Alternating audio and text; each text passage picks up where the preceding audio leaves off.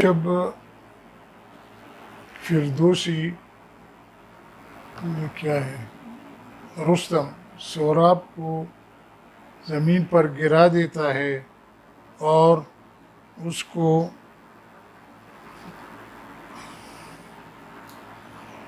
مار دیتا ہے، تو ادھر وہ افسوس کرتا ہے خود فردوسی کے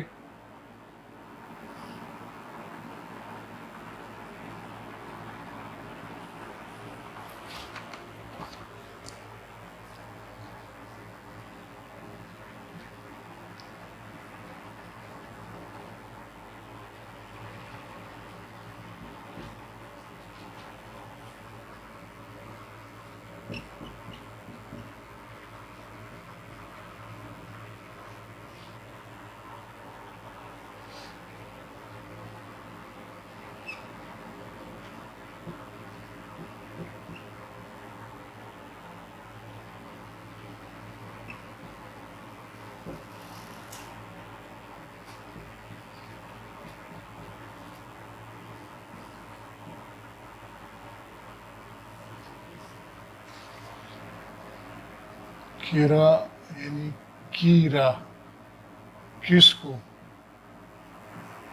آمد این پیش کامد کے آمد مرا مجھے، بھی کشتم مار ڈالا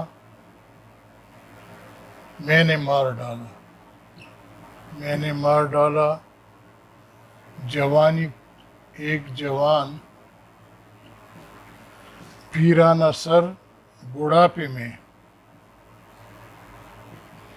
جب وہ سوراب کو مار دیتا ہے تو اس کے بعد افسوس کرتا ہے وہاں پر کہ کیرا آمد ای پیش کامد میرا، کس کو پالا پڑا ہوگا ایسے حالات سے جس کا مجھے پالا پڑا، کہ میں نے بوڑھے ہو کر ایک جوان کو مار دیا، بڑا افسوس کر رہا تھا۔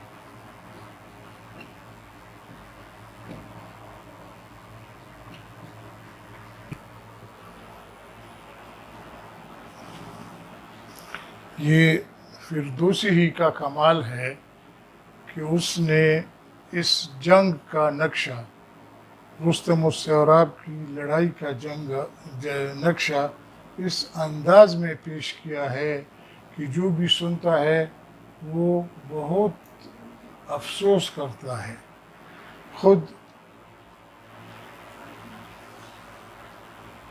بریدن دو دستم، بریدن کاٹنا، سزاوار ہست، چاہیے کہ میرے دونوں ہاتھ کاٹ دیے جائیں، میں اس لائق ہوں کہ میرے دونوں ہاتھ کاٹ دیے جائے، جز از خاک تیرے مبادم نشست، میری جگہ خاک قبر کی سیاہی کے علاوہ اور دوسری جگہ نہیں ہے۔ چاہیے کہ میں مر جاؤں اور قبر لے جایا جاؤں. بیگیتی دنیا میں جہان میں کی کشتے است فرض درا. کون ایسا شخص ہے جس نے اپنے بیٹے کو مارا ہوگا؟ اور کیسا بیٹا؟ دلیر و جوان و خرد مندرا، جو دلیر بھی تھا، جوان بھی تھا اور عقل مند بھی تھا.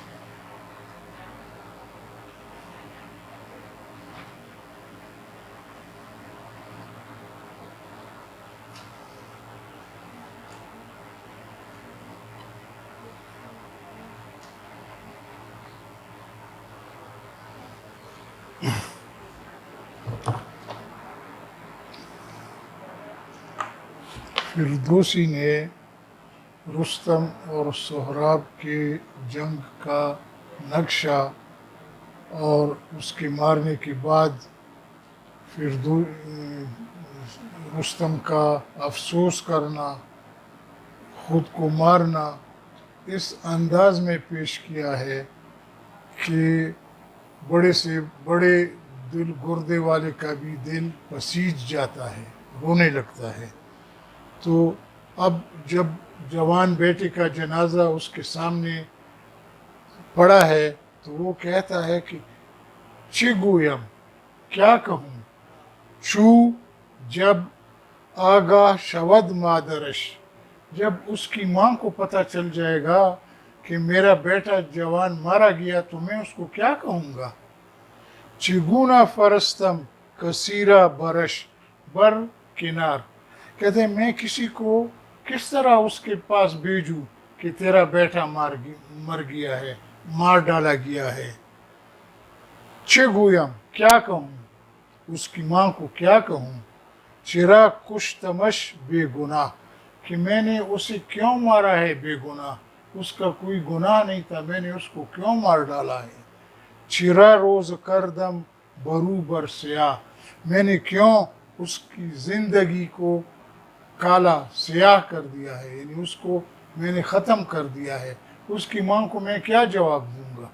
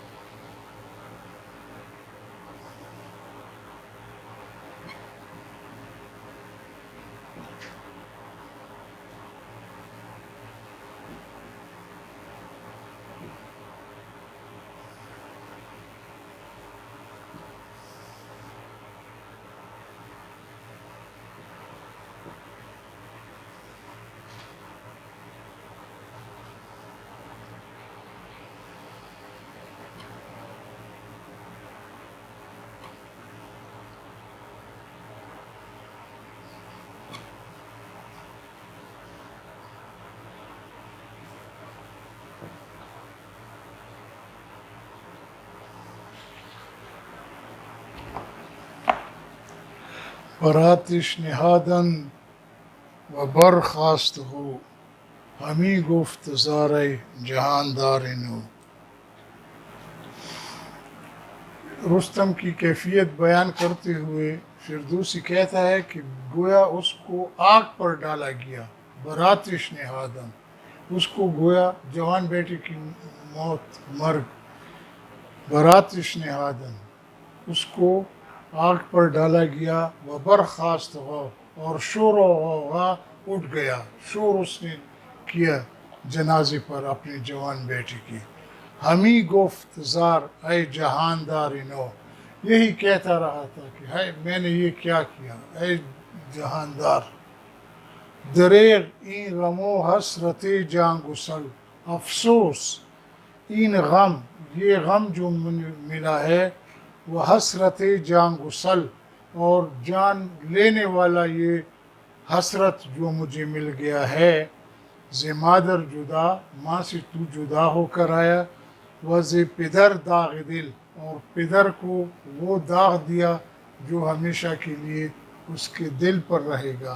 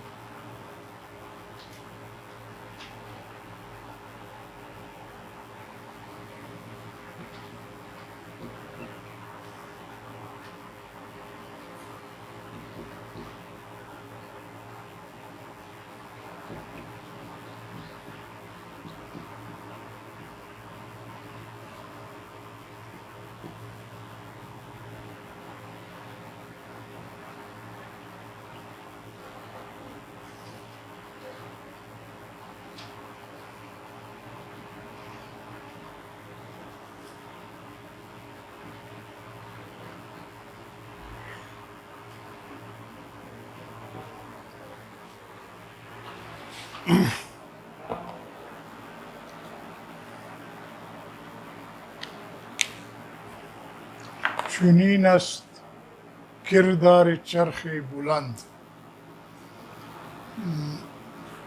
بدستی کلاه و بدیگر کمند. چنین است، اسی طرح ہے.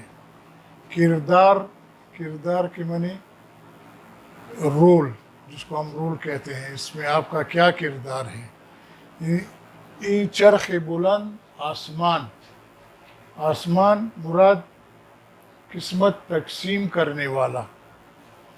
چنین است کردار چرخ بلند، آسمان اپنا کردار اسی طرح ادا کرتا ہے کہ بدستی کلاه، کسی کو تو کلاه دیتا ہے یعنی حکمرانی دیتا ہے، کسی کو حکمرانی، کسی کو بادشاہ بنا دیتا ہے. وہ بدیگر کمند، اور کسی کو کمند دیتا ہے کہ وہ اس کا سپاہی بنے. آسمان کی طرف سے، قسمت کی طرف سے یہ تقسیم ہے کہ کسی کو بادشاہ بناتا ہے اور کسی کو سپاہی بنا دیتا ہے. اردو کا ایک شعر میرے ذہن میں آ رہا ہے किसी के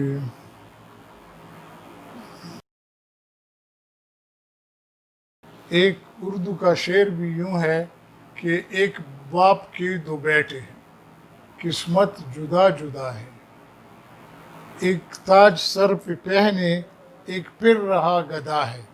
यानी हर किसी को अपनी किस्मत ही मिलती है। अब देखें कि एक बाप है, उसके दो बेटे हैं, एक बादशाह है ताज सर पर पहने और दूसरा फिर रहा गधा है। तो ये भी कहता है कि आसमान किसी को तो बादशाही दे देता है और किसी को सिपाही बना देता है। लेकिन अब क्या किया जाए, बिदीन रफ्तन अकनून नबायद गिरिस्त। अब जब ऐसा ही है तो इस पर रोने का कोई फ़ायदा ही नहीं है, क्यों इस पर रोया जाए। नदानम के कारश बेफर जाम चीज।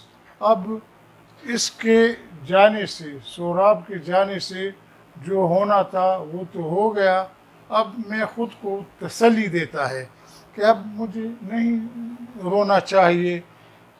न दानम, क्योंकि मैं जानता नहीं कि कारिश के अंजाम कार उसका नतीजा क्या होगा।